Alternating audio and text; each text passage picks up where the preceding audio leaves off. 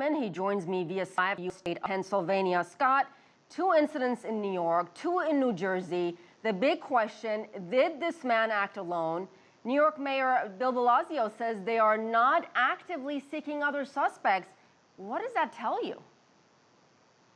Well, I'm certain that the investigators are looking involved in devices. Her investigators are going to be very busy ripping apart every piece of electronics they can get from Mr. Rouhani, any sort of literature that was in his apartment or in his business as well.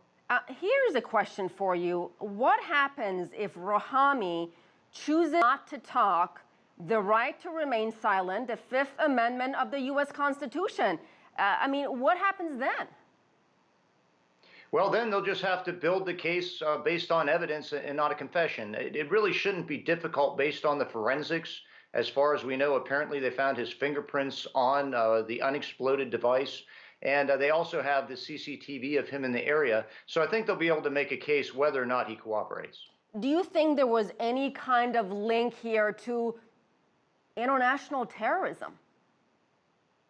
That's of course, the big question that everyone's trying to find out. Certainly, the types of devices used are the types of devices we've seen featured in Inspire magazine, and we've seen in other attacks in the United States, such as the Boston Marathon bombing. With that combined with the fact that Rouhani had traveled several times to Pakistan, he's of Afghan descent, it does raise the specter of there being links or some sort of at least inspiration from international terrorism. From my understanding was that he had actually traveled to Afghanistan a number of times, but so do a lot of other people, to visit friends and family. What's the big deal? Well, that's what they're going to try to find out now. Was he radicalized? We've seen some reports that people say that after his last trip, he came back and was somewhat radicalized. So it could be that he was over there, was influenced by someone, but it's still really early, and the investigators have a lot of work to do to find out what really happened. What about the cooperation, the level of cooperation we saw? 48 hours after the attacks, this man was caught.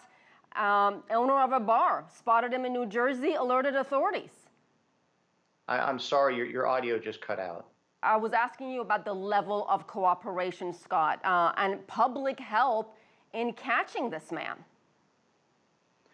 Yeah, certainly we did see it across jurisdictions. Obviously we had the authorities in New York working with the authorities in New Jersey and appealing to the public at large. So it looked like the coordination was working well. They were able to identify him and locate him and arrest him very rapidly, which is showing that really the system is getting better.